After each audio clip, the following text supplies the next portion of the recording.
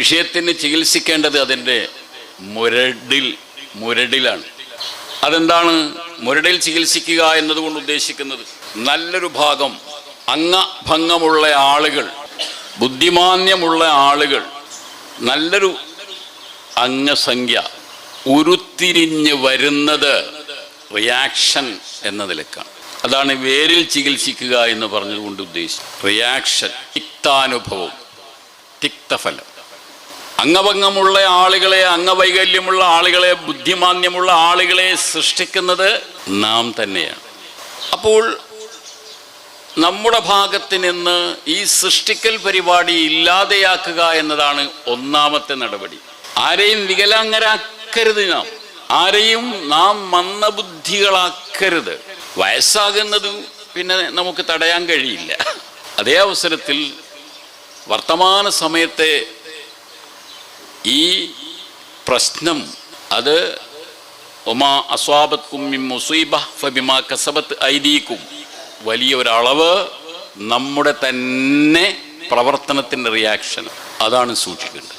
നേരത്തെ വികലാംഗർക്ക് സ്ഥാപനങ്ങളുണ്ടായിരുന്നില്ല. ഇന്ന് അംഗപരിമിതർ എന്നവരുടെ പേരിൽ നിരവധി സ്ഥാപനങ്ങളുണ്ടായി. വയസ്സായ ആളുകളോട് ചോദിക്കും, അവർ പഠിക്കുന്ന കാലഘട്ടത്തിൽ അവരുടെ സ്കൂളിൽ അംഗവൈകല്യമുള്ള ആളുകൾക്ക് വേണ്ടി ഒരു ക്ലാസ് ഉണ്ടായിരുന്നില്ല. ഇന്ന് എല്ലാ ഹൈസ്കൂളുകളിലും അവർക്ക് വേണ്ടി ഒരു ക്ലാസ്സും ഒരു അധ്യാപകനും എന്ന അവസ്ഥയിലേക്ക് ഞാനും നിങ്ങളും അടങ്ങുന്നവർ അശ്രദ്ധ കൊണ്ട് സൃഷ്ടിക്കുകയാണ് ഇവരെ. നാമാണ് ഇവരെ പടച്ചുണ്ടാക്കുന്നത്. അതിനെപ്പറ്റിയുള്ളൊരു ബോധവൽക്കരണം അതാകുന്നു നിങ്ങൾ ഓരോ പ്രദേശത്തും ആദ്യമായി നടത്തേണ്ടത്. കുടുങ്ങിപ്പോയവരെ രക്ഷിക്കണം, ശരി. ഇനി കുടുങ്ങാതിരിക്കാൻ നമ്മുടെ ഭാഗത്ത് നിന്നുള്ള തെറ്റ് അതിനി ആവർത്തിക്കരുത്. എന്താണ് ആ തെറ്റ്? ശ്രദ്ധിക്കുക. കല്യാണം ആലോചിക്കുന്ന സന്ദർഭത്തിൽ ഇസ്ലാം എല്ലാറ്റിനും ടോർച്ചടിക്കുന്ന കൂട്ടത്തിൽ അവിടെയും ഒരു ടോർച്ചടിക്കൽ നടത്തിയിട്ടുണ്ട്. അതെന്താണെന്നറിയാമോ? ഏറ്റവും അടുത്ത റിലേറ്റീവുകൾ തമ്മിൽ കല്യാണം ഉണ്ടാവാൻ പാടില്ല എന്ന് വെച്ചാൽ ജ്യേഷ്ഠൻ്റെയും അനിയൻ്റെയും മക്കൾ തമ്മിൽ കല്യാണം അരുത്. ജായിസാണ്, കറാഹത്താണ്. ഇപ്പോൾ എനിക്കൊരു മകനുണ്ട്, എൻ്റെ പെങ്ങൾക്ക് ഒരു മകളുണ്ട്, അല്ലെ എൻ്റെ അനിയനൊരു മകളുണ്ട്. ഞാനും പെങ്ങളും തമ്മിൽ പറഞ്ഞങ്ങട്ട് തീരുമാനാക്കുകയാണ്. അല്ലയോ സഹോദരി, പുറത്തൊക്കെ കൊടുക്കുകയും വാങ്ങിയൊന്നും വേണ്ട, നമ്മളുമ്പോൾ തന്നെ ആയിക്കൊള്ളട്ടെ, കൂടുതൽ ആലോചിക്കാനും പറയാനൊന്നുമില്ലല്ലോ. ഇത് കുറേ നടക്കുന്നുണ്ട്. എളുപ്പമാണ്, കൂടുതൽ അന്വേഷിക്കേണ്ട ആവശ്യമൊന്നുമില്ലല്ലോ. അങ്ങോട്ടും ഇങ്ങോട്ടും നേരത്തെ തന്നെ അറിയുന്നവരല്ലേ. ചെയ്യരുത്, കറാഹത്താണ്. ഒരുപക്ഷെ ഭാരം കുറക്കാനായിരിക്കാം അങ്ങനെ ചെയ്യുന്നത്. ആങ്ങളയുടെയും പെങ്ങളുടെയും മക്കൾ തമ്മിലുള്ള കല്യാണം, ജ്യേഷ്ഠൻ്റെയും അനിയൻ്റെയും മക്കൾ തമ്മിലുള്ള കല്യാണം. അപൂർവം ചില ആളുകൾ സ്വത്ത് പുറത്തു പോവാതിരിക്കാൻ വേണ്ടി ഇറുക്കി പിടിക്കുക എന്നതിൻ്റെ ഭാഗമായി അങ്ങനെ ചെയ്യാറ്. ഇപ്പം രാജകുടുംബം അങ്ങനെയാ. രാജാവിൻ്റെ പൈതൃകമായി കിട്ടിയ സ്വത്ത് ജ്യേഷ്ഠനും അനിയനും, അത് അവരുടെ തന്നെ മക്കൾ തമ്മിൽ കല്യാണം കഴിഞ്ഞാൽ പുറത്തൊക്കെ പോകില്ലല്ലോ, അല്ലാതിരുന്നാൽ പുറത്തൊക്കെ പോകുമല്ലോ. അത് വേണ്ട, പക്ഷെ ചെയ്യരുത്, കറാഹത്താണ്. ബഴീദായ കുടുംബങ്ങൾ തമ്മിൽ നോ പ്രോബ്ലം. 2 3 ദറജ ഘട്ടം അങ്ങോട്ടും ഇങ്ങോട്ടും താണ്ടിയതിന് ശേഷമുള്ളത് ഓക്കെ, നല്ലതാണ്. എന്താണ് നമ്മുടെ ഈ ലാഭക്കല്യാണം കൊണ്ടുണ്ടാകുന്ന തിരിച്ചടി എന്നറിയാം? ശരീഅത്ത് നേരത്തെ അവിടെ വിലക്കി വെച്ചു. ശരീഅത്ത് എന്തൊരു സംഗതിക്ക് കറാഹത്ത് പറഞ്ഞാലും അവിടെ നേരിയ മളറത്തുണ്ടാകും, വിഷമമുണ്ടാകും. ഹറാമാക്കിയിരുന്നെങ്കിൽ ഉറപ്പാണ് അവിടെ വലിയ മളറത്തുണ്ടാവും. എന്താണ് ആ ഒരു ചെറിയ മളറത്ത്? ആധുനിക സയൻസ് അത് പുറത്തെടുത്തിട്ടു. എന്താ? ഒരേ തണ്ടിൽ നിന്ന് പുറത്തു വരുന്ന 23 ക്രോമസോമുകൾ പരസ്പരം ചേർന്ന് 46 ക്രോമസോമിൽ കുട്ടിയുണ്ടാകുമ്പോൾ അതിന് ഒന്നുകിൽ കണ്ണില്ല, അല്ലെങ്കിൽ മൂക്കില്ല, അല്ലെങ്കിൽ ചെവിയില്ല, അല്ലെങ്കിൽ മന്ദബുദ്ധി, എന്തെങ്കിലും ഒരു അപകടമുണ്ടാകും. അതിന്ന് തെളിഞ്ഞിരിക്കുക. ഒരു ഭർത്താവും ഒരു ഭാര്യയും തമ്മിൽ ലൈംഗിക വീഴ്ച നടത്തുമ്പോൾ ആ ഭർത്താവിൽ നിന്ന് അവൻ്റെ ശുക്ലത്തിലൂടെ പോകുന്നത് സന്താനത്തിന് ആവശ്യമാകുന്ന 23 ക്രോമസോം എന്നതാണ്. ഭാര്യയുടെ അണ്ഡത്തിൽ നിന്ന് വരുന്നത് വേറെ ഒരു 23 ഇത് രണ്ടിൻ്റെയും മൂലം ഒരു വല്യാപ്പയായി കഴിഞ്ഞാൽ ആ 46 എന്ന് പറയുന്നതിൽ നിന്ന് ഒരു കുട്ടി പുറത്തേക്ക് വരുമ്പോൾ മിക്കവാറും അത് അംഗവൈകല്യത്തിൽ കലാശിക്കും. അതേ അവസരത്തിൽ ഒരേ മൂലത്തിൽ നിന്നല്ല ഇത് തമ്മിൽ ഒരുമിച്ച് കൂടുന്നെങ്കിലോ കാമിലായ അവയവങ്ങളുമായിരിക്കും. ഇത് സയൻസ് എന്ന് തെളിയിച്ചതാണ്. യഹോവ സാക്ഷികൾ എന്നവരെ പോലെ ഒരു പ്രത്യേക വിഭാഗം ആൾക്കാരുണ്ട്.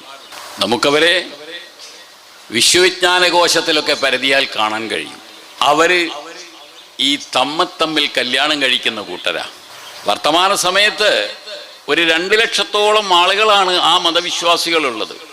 അവരിൽ വലിയൊരളവും അംഗഭംഗമുള്ളവരാണ്. അത് ഈ കല്യാണം കൊണ്ടാണ്. പക്ഷെ അവരെ കേൾക്കൂല. അംഗഭംഗം വന്നാലും ശരി, പുറത്തേക്ക് അവർ മക്കളെ കൊടുക്കുകയില്ല. ചെയ്യരുത് എന്ന് സയൻസ് പറയുന്നു, മതം പറയുന്നു.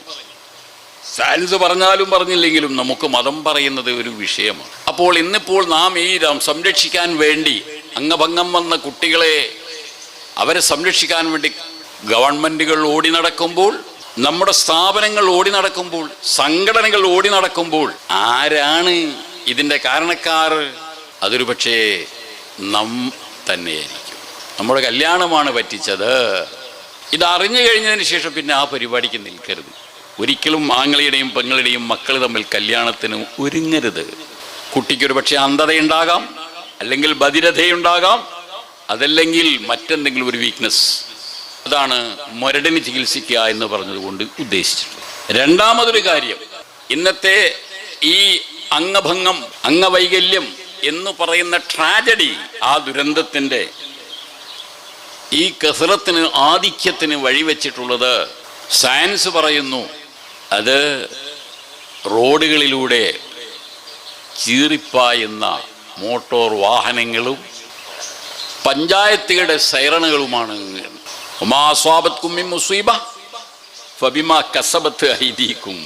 പഞ്ചായത്തിൽ നിന്ന് രാവിലെ സമയമറിയിക്കാൻ വേണ്ടി സൈറൺ മുഴങ്ങുമ്പോൾ അത് പഞ്ചായത്തിൽ ആകെ കേൾക്കണം. വൈകുന്നേരം 5 മണി എന്നുള്ളത് അറിയിക്കാനും എല്ലാവരും കേൾക്കുന്ന രൂപത്തിൽ സൈറൺ മുഴങ്ങും.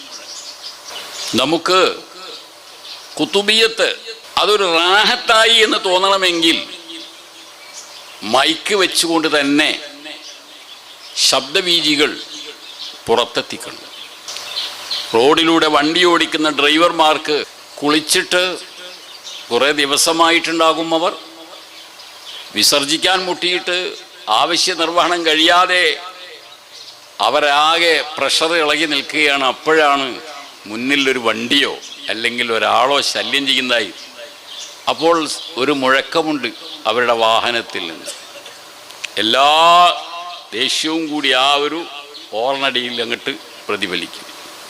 കാരണം ഇത്തരം ശബ്ദവീചികൾ അന്തരീക്ഷത്തിലേക്ക് സഡൻലി വന്നു ചേരുമ്പോൾ ആ ശബ്ദവീചികൾ ചെന്നടിക്കുന്നത് അതിൻ്റെ പരിസരത്തുള്ള ഗർഭിണികളുടെ വയറ്റത്തിരിക്കുന്ന ശിശുവിൻ്റെ ചെവിയിലാണ്.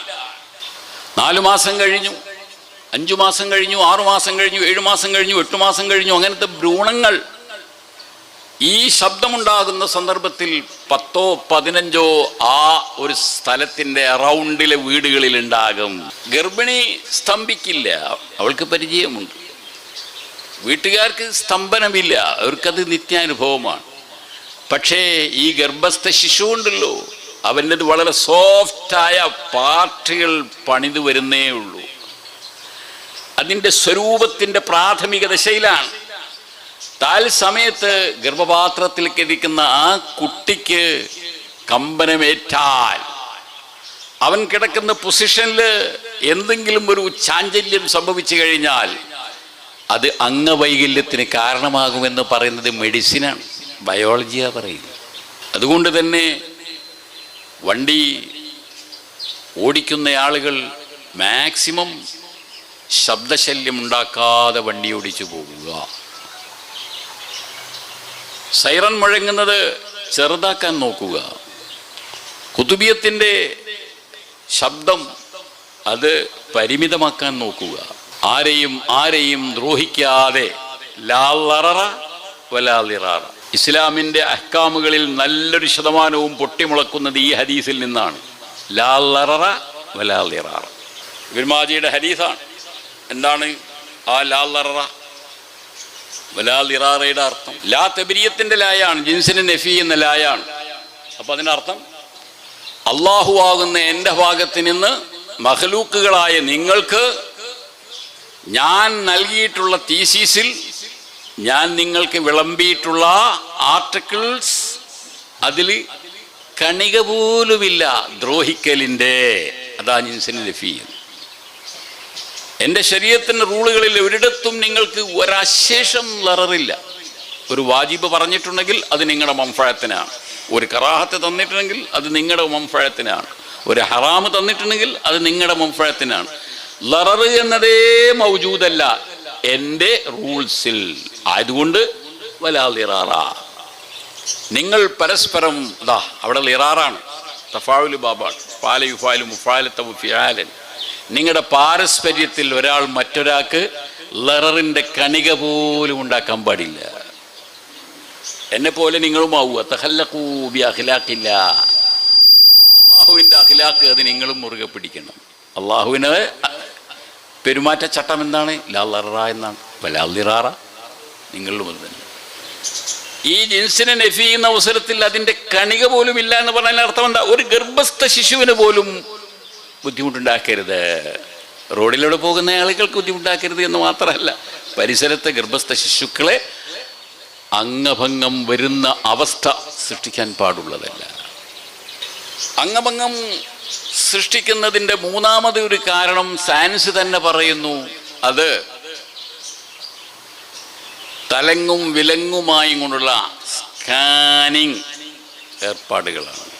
ആശുപത്രികൾക്ക് ഇൻകം, അതിന് പല പ്രോഗ്രാമുകളും അവരുടെ ഭാഗത്ത് നിന്നുണ്ടാകും.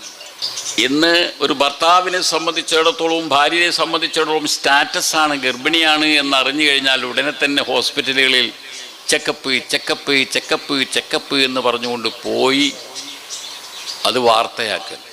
ചെക്കപ്പിന് പോയതായിരുന്നു, അതൊരു വാർത്തയാണ്. കൂട്ടുകാർക്കിടയിലൊക്കെ അതൊരു വാർത്തയാണ്. കുടുംബത്തിലും അതൊരു നല്ലൊരു വാർത്തയാണ്. ഈ ചെക്കപ്പിന് ചെല്ലുന്ന അവസരത്തിലൊക്കെയും ഗർഭിണിയുടെ വയറ് സ്കാൻ ചെയ്യുകയാണ്.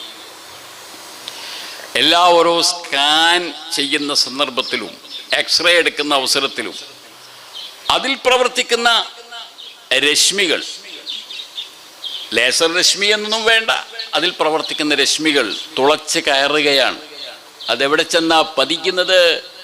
ഈ സോഫ്റ്റ് ഭ്രൂണത്തിലാണ്. ഡോക്ടറെ സംബന്ധിച്ചിടത്തോളം സ്ഥിതി വിവര കണക്കുകൾ പറയാൻ അത് വേണമെന്ന് അവർ വാശി പിടിക്കും. എന്നാൽ ആശുപത്രികളെ സംബന്ധിച്ചിടത്തോളം അവർക്ക് ഇൻകം അനിവാര്യമാണ്. അതുകൊണ്ട് തന്നെ അനിവാര്യമില്ലാത്ത കേസുകളിൽ പോലും സ്കാനിങ്, എക്സ്റേ, ഇതെല്ലാം സത്യത്തിൽ ലാ ളിറാറ എന്ന് പറഞ്ഞതിനെതിരാണ്. എന്താ ലാ ളിറാറയുടെ അർത്ഥം?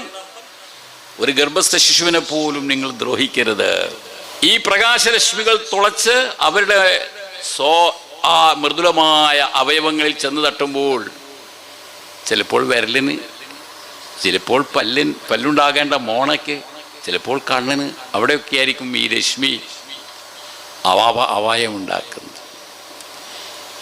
ഇത് ഡോക്ടർമാരെ നിങ്ങളോട് പറയില്ല, ആശുപത്രിയും പറയില്ല. കാരണം അവർക്ക് പ്രസവ കേസ് കൈകാര്യം ചെയ്തു ഫേമസ് ഹോസ്പിറ്റലായി മാറണം. എന്നാൽ ഇത് നമ്മോട് പറഞ്ഞു തരുന്ന ആരാണ്? ശാസ്ത്രം തന്നെയാണ്. ഇവർക്ക് അപ്പുറത്ത് ശാസ്ത്രം തന്നെയാണ് ഈ പറയുന്നത്. കഴിയുന്നതും ആ പുക പരിപാടികൾ ഒഴിവാക്കുക. ഇത്രയും കാലം ഇപ്പോൾ 800 കോടി ജനങ്ങളില്ലേ? ഈ സ്കാനിങ് ഒക്കെ വരുന്നതിന് മുമ്പേ മനുഷ്യന്മാരിവിടെ പെറ്റുപരിക്കിയത് കൊണ്ടല്ലേ ഇന്ന് 800 കോടി ജനവിടെ ഉണ്ടായത്. എന്താ ഇത്ര വാശി? ഇത്ര പെട്ടെന്ന് ബില്ലിങ്ങനെ വലുതാക്കേണ്ട കാര്യം എന്താ? സ്കാൻ ചെയ്യാൻ മാത്രമുള്ള, എക്സ്റേ എടുക്കാൻ മാത്രമുള്ള ഗൗരവപ്പെട്ട കേസാണ് എങ്കിൽ അതിന് കുറേ അധികം വേദനകളും ഉരുണ്ടുമറിയലുകളും ഒക്കെ അനുഭവപ്പെടണം. അപ്പോൾ മാത്രം അതിലേക്ക് പോയാൽ മതി. എന്നല്ലാതെ സ്റ്റാറ്റസിൻ്റെ പേരും പറഞ്ഞുകൊണ്ട് ചെക്കപ്പ് ചെക്കപ്പ് ചെക്കപ്പ്, അത് വികലാംഗരുടെ അംഗസംഖ്യ പെരുക്കൽ പ്രോഗ്രാമാണ്. ലാ തഖ്തുലൂ ഔലാദക്കും.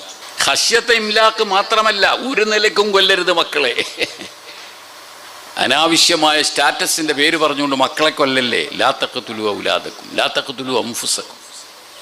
ഇത് ഗർഭത്തിലാകുന്ന അവസരത്തിൽ. ഇനി പ്രസവിച്ച് കഴിഞ്ഞതിന് ശേഷവും ആ നേർത്ത ശ്വാസകോശങ്ങളും വളരെ വളരെ വളരെ നേർത്ത മറ്റ് അവയവങ്ങളുമുള്ള ആ ഒരു പ്രായത്തിലുള്ള കുഞ്ഞുങ്ങളെ, നവജാത ശിശുക്കളെ മേൽപ്പറയപ്പെട്ട പ്രായത്തിൽ നാം വികലാംഗരാക്കുന്നുണ്ട്. ജനിച്ചു കഴിഞ്ഞതിന് ശേഷമുള്ള 40 ദിവസം 50 ദിവസത്തിനുള്ളിൽ നമ്മുടെ കുഞ്ഞുങ്ങളെ നാം വികലാംഗരാക്കുന്നുണ്ട്. അത് ചെയ്യരുത്. അതാണ് മുരട് ചികിത്സിക്കുക എന്ന് പറയുന്നത്. അതെങ്ങനെയാണ്? നമ്മുടെ കർമ്മശാസ്ത്ര ഗ്രന്ഥത്തിൽ ഷാഫി ഫിഖിൽ അറിയപ്പെട്ട ഒരു കിതാബാണ് തുഫ. അതിൻ്റെ 6-ാം വാള്യം 350 ഇങ്ങനെ ഒരു ഇബാറത്ത് കാണും.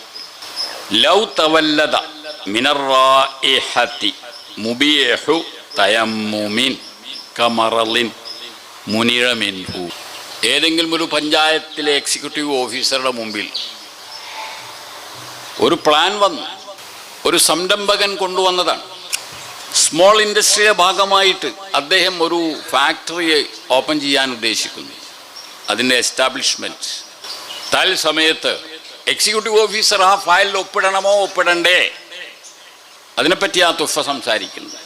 ഒന്ന്, നമ്മുടെ അയൽപക്കത്ത് ആളുകൾ താമസിക്കുന്ന സന്ദർഭത്തിൽ നമ്മുടെ വീട്ടിൽ വെച്ചുകൊണ്ട് നാം കുടിൽ വ്യവസായം എന്ന നിലക്കോ സ്വയം സംരംഭകൻ എന്ന നിലക്കോ എന്തെങ്കിലും ഒരു പ്രോഗ്രാം ഫോം ചെയ്യുന്ന സന്ദർഭത്തിൽ അതിൻ്റെ സ്റ്റാർട്ടിങ് അതിനെ സംബന്ധിച്ചാണ് തുഫ പറയുന്നത്.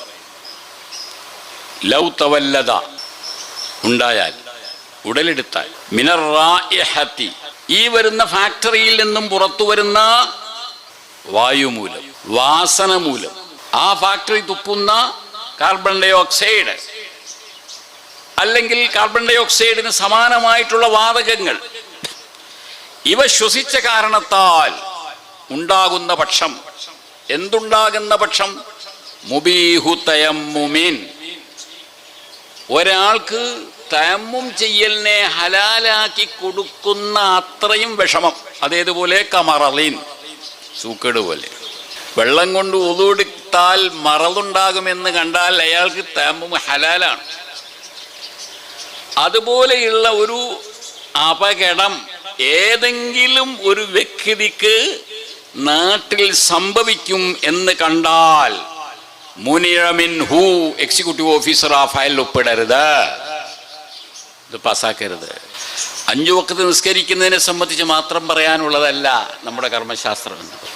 ഒരു മുനിസിപ്പാലിറ്റി, ഒരു കോർപ്പറേഷൻ, ഒരു പഞ്ചായത്ത്, അതിലെ എക്സിക്യൂട്ടീവ് ഓഫീസറുടെയും പഞ്ചായത്ത് പ്രസിഡന്റിൻ്റെയും പഞ്ചായത്ത് സെക്രട്ടറിയുടെയും അതിലെ മുഴുവൻ വാർഡ് മെമ്പർമാരുടെയും പ്രവർത്തന റൂള് കൂടി പഠിപ്പിച്ചു കൊടുക്കാനുള്ളതാണ് ഇസ്ലാമിക ശരീഅത്ത്, നമ്മുടെ ഫിഖ് എന്ന് പറയുന്നത്. മുനിഅ മിൻഹു, ഹാക്കിമിൻ്റെ ഭാഗത്ത് നിന്നത് തടയപ്പെടേണ്ടതാണ്.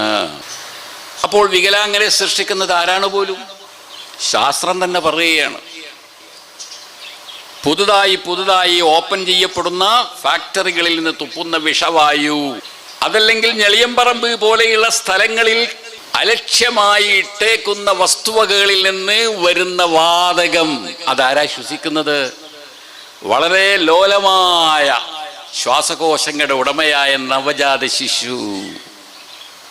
അല്ലെങ്കിലോ ആസ്തമ രോഗം മൂലം ഗുളിക കഴിച്ച് കഴിയുന്ന 55, 60, 70, 80 വയസ്സുകാരി ആസ്തമ രോഗികൾ. അവരിത് ശ്വസിക്കുമ്പോൾ അവിടെ എന്ത് സംഭവിക്കുന്നു?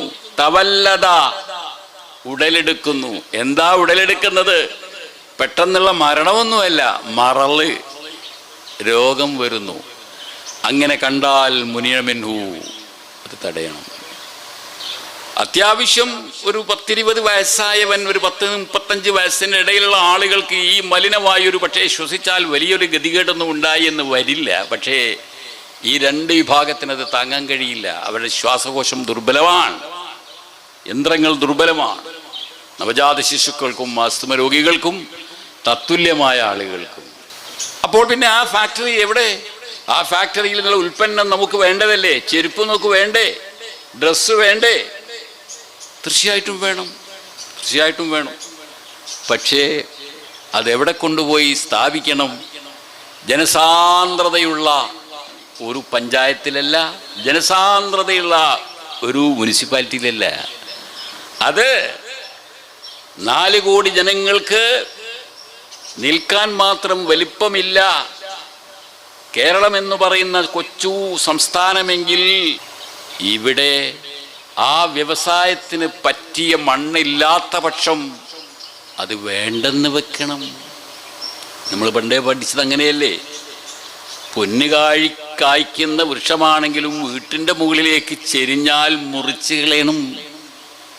കേരളത്തിന് വ്യാവസായികമായി ഒരു കാൽവെപ്പിന് പറ്റുന്ന ഇടമല്ല നമ്മുടെ സംസ്ഥാനമെന്ന് വന്നാൽ, അല്ലെങ്കിൽ നമ്മുടെ പഞ്ചായത്തെന്ന് വന്നാൽ തൽക്കാലം അതങ്ങ് നിർത്തിവെക്കണം. അതിന് അനുമതി കൊടുക്കരുത്. രാഷ്ട്രീയ സ്വാധീനത്തിൻ്റെ പേരിൽ അത് സ്ഥാപിക്കാൻ മുതിരരുത്, അതിന് പെർമിഷൻ കൊടുക്കുകയും ചെയ്യരുത്. എന്തിനു വേണ്ടി? വലാലിറാറ, ഒരു ഗർഭസ്ഥ ശിശുവിനെയോ ഒരു നവജാത ശിശുവിനെയോ പോലും ദ്രോഹിച്ചു പോവരുതേ. ഒരാസ്തമ രോഗിയെയും ദ്രോഹിച്ചു എന്ന് വരാൻ പാടില്ല. വികസിത രാഷ്ട്രങ്ങളുടെ നയം എന്താണ്? ഇൻഡസ്ട്രിയൽ ഏരിയ എന്ന പേരിൽ പ്രത്യേകം ഏരിയ തിരിച്ചിരിക്കുകയാണ്. അവിടെ മാത്രമേ വ്യവസായങ്ങൾക്ക് പെർമിഷൻ കൊടുക്കുകയുള്ളൂ. അവിടെ നിന്നും കാറ്റടിച്ചാൽ ആ ദുർഗന്ധവായു, വിഷവായു അതെത്ര സഞ്ചരിച്ചാലും ജനം പാർക്കുന്നിടത്തേക്ക് ഒഴുകിയെത്തുകയില്ല.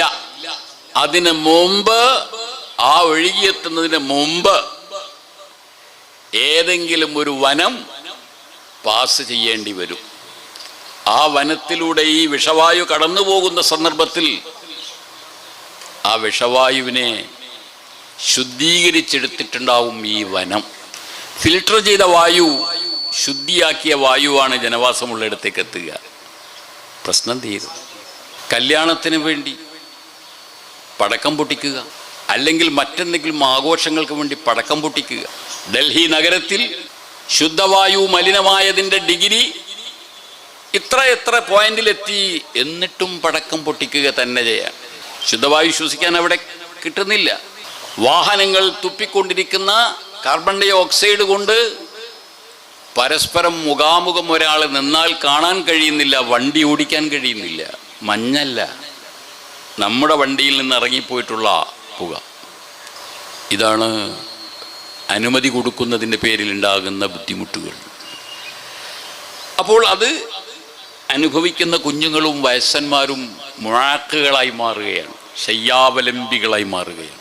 ഇതാണ് ഞാൻ പറഞ്ഞത്, നമ്മുടെ ആക്ടിവിറ്റീസ് അത് പെട്ടുപോയവരെ കയ്യിൽ താങ്ങാകാനാണ്, കൈത്താങ്ങ് കൊടുക്കാനാണ്. പക്ഷെ അതിന് മുമ്പ് ചെയ്യേണ്ടത് ഈ വക ശ്രദ്ധകളാണ്. സ്വാർത്ഥ താല്പര്യത്തോടുകൂടി വ്യവസായത്തെ കാണരുത്. ലൗ തവല്ലദ മിനറായിഹത്തി മുബീഹു തയമ്മുമിൻ എന്ന് പറയുന്ന ആ ഒരു ഇബാറത്തിന്റെ വിശദീകരണത്തിൽ കാണാം, നമ്മുടെ വീട്ടിന്റെ ഉച്ഛിഷ്ടങ്ങൾ ഏതെങ്കിലും ഒരു മൂലയ്ക്ക് ഇങ്ങനെ കൂട്ടിയിട്ടു. ആ ദുർഗന്ധങ്ങൾ അവിടെ നിന്ന് നമ്മുടെ വീട്ടിലേക്ക് അലയടിക്കുന്നില്ലെങ്കിലും അയൽവാസികൾക്ക് അത് വിഷമകരമാവുകയാണെങ്കിൽ അപ്പോൾ ബന്ധപ്പെട്ട അധികാരികൾ വന്നിട്ട് ഈ വസ്തുവിനെ ഇവിടെ നിന്ന് മറ്റെവിടേക്കെങ്കിലും നീക്കം ചെയ്യാൻ, അതല്ലെങ്കിൽ കുഴിച്ചു മൂടാൻ നിർബന്ധിക്കണം. ഒരു ഭാഗം ഞെളിയമ്പറമ്പായി അങ്ങ് ഇട്ടേക്കാൻ പാടുള്ളതല്ല. കാരണം അതിൽ നിന്ന് വരുന്ന ആപത്തുകൾ അത്ര വലുതാണ്. തീപിടുത്തം ഉണ്ടായില്ലേ കൊച്ചിയിൽ? എത്ര ദിവസം കത്തി നിന്നു. കത്തിയതിൻ്റെ പുക ശ്വസിക്കാൻ കഴിയാതെ എത്ര വീട്ടുകാർ വീട് വിട്ട് കുടുംബത്തിൽ പോയി താമസിക്കുകയുണ്ടായി. അപ്പോൾ അവയ്ക്കെല്ലാം പരിഹാരം കാണണം. എങ്ങനെയാണത്? കത്തിച്ചുകൊണ്ടല്ല പരിഹാരം പലതിനും കാണേണ്ടത്. കുറേ കത്തിച്ചുകൊണ്ട് പരിഹാരം കാണാം, എന്നാൽ വലിയൊരളവ് പാതാളത്തിലേക്ക് അയച്ചുകൊണ്ട് വേണം പരിഹാരം കാണാൻ. അന്തരീക്ഷത്തിന് ഫിൽട്ടർ ചെയ്യാൻ കഴിയാത്തത് മരങ്ങൾക്ക് കഴിയും. അന്തരീക്ഷത്തിന് ഫിൽട്ടർ ചെയ്യാൻ കഴിയാത്തത് പലപ്പോഴും മണ്ണിന് കഴിയും. അതാണ് മണ്ണിൻ്റെ ശക്തി എന്ന് പറയുന്നത്. താമുമിന് വേണ്ടി മണ്ണ് എന്നിനെ നീക്കിവെക്കാൻ കാരണം മണ്ണിന് അത്രയും പവറുണ്ട് എന്നതുകൊണ്ടാണ്. ഫിൽട്ടർ ചെയ്യാനുള്ള കഴിവ് മണ്ണിനുണ്ട്. വെറുതെ അങ്ങനെ വെച്ചേക്കരുത്.